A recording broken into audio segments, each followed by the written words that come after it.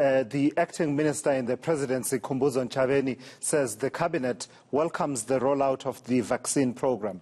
Ntshavheni says that more doses will start arriving from several sources, starting with the additional 80,000 doses this weekend. She made the comments earlier during a briefing on the outcomes of a cabinet meeting held on Wednesday. Joining me now is eNCA's Barry Bateman, who's been tracking that story. So, Barry, this briefing comes just 2 days after Finance Minister Tito Mboweni delivered the budget. I imagine then that the economy featured highly there. Indeed, it did, and not just that, of course, current President Cyril Ramaphosa's State of the Nation address just a week earlier was one of the matters that was addressed in this particular briefing. But the minister talking about how she is very concerned, or rather reflecting the views of Cabinet, that they're very concerned how the economy is seemingly incapable of creating jobs faster than the jobs are being shed. I mean, this is one of the criticisms that we hear from economists and opposition parties all the time. Well, the minister saying that they're aware of that. However, there is this confidence. And of course, there would be confidence. I don't think I've ever had a post-cabinet briefing where a cabinet comes and says it doesn't have confidence in its finance minister to do the job. But of course, coming out and saying that there's confidence that this turnaround strategy that was announced by the president is going to assist in supporting the most economically vulnerable in the country. And of course, dealing with the many ailments that have been identified both in the budget and that State of the Nation address. But please take a listen to what the minister had to say. And on local vaccines development that was announced by the President during the SON, Cabinet welcomed the efforts and progress made by our scientists, researchers and medical experts towards a national initiative of developing our own vaccines to deal with current and future pandemics.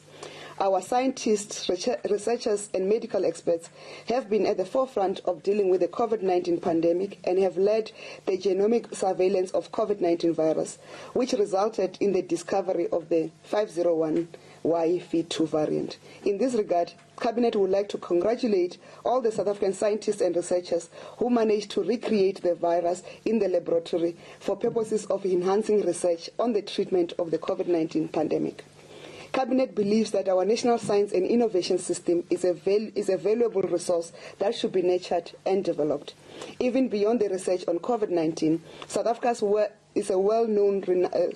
well-known scientists and innovators have delivered cutting-edge technologies such as First World Digital Laser and the Lodox full-body X-ray scanner that you find in your hospitals and other hospitals across the world. It was a South African invention. On the COVID-19 vaccine rollout, Cabinet appreciated the commencement of the national rollout of the COVID-19 vaccination program, with the first doses of the Johnson & Johnson vaccine being administered to healthcare workers in both the public and private sectors. So that clip we just played there, Barry, doesn't have to do with the economy per se, but it talks to the linkages between a healthy economy and the fight against COVID-19, as well as the issue around the vaccines that are being rolled out. Just give it some context for us. Yeah, quite right. We were going to get to that anyway, but you're quite right. It does inform the healthy economy, certainly speaks to the ability of the state to be able to deliver. And it was on this particular aspect there she spoke about the various achievements and this move towards developing South Africa into a country that's able to develop its own vaccine. But she did speak about how Cabinet has welcomed the rollout which has just started. She spoke about phase 1, which is currently underway, the anticipated arrival of a further 80,000 doses of vaccine this weekend. But then what's going to be happening in the future, this move to phase 2, which is inoculating some of the most vulnerable people in society. I was listening to Health Minister William Kize yesterday addressing the NCOP on this particular aspect and how it's going to be taking place. We're going to have millions of people that are going to be receiving their jabs in the next few months. It's this aspect that the Minister today was speaking to before we eventually going to get to that stage where majority of people who are not considered vulnerable over the age of 18 will receive their jabs. So in a matter of about 2 weeks or so, Barry, we will have been under 2-3 weeks, we'll have been under lockdown in one form or another for exactly a year.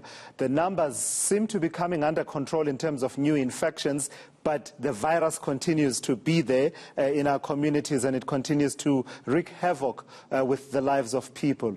Any word on whether lockdown restrictions will be eased?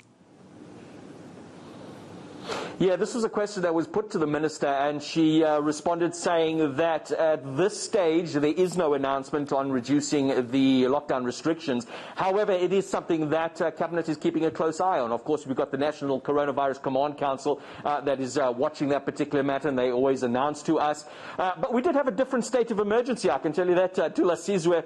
The recent tropical storm that hit South Africa in parts of Mpumalanga and Limpopo, a state of disaster has been declared to ease up resources to deal with that particular matter. I asked whether there's any difference between that and the ongoing state of disaster related to COVID-19. The minister cleared up saying it's not. This was specifically related to the tropical storm to be able to get those resources available to assist the people in need. All right, thank you for that. eNCA's Barry Bateman watching the outcomes of the cabinet meeting that have been delivered by a minister in the presidency in an acting capacity, Khumbudzo Ntshavheni.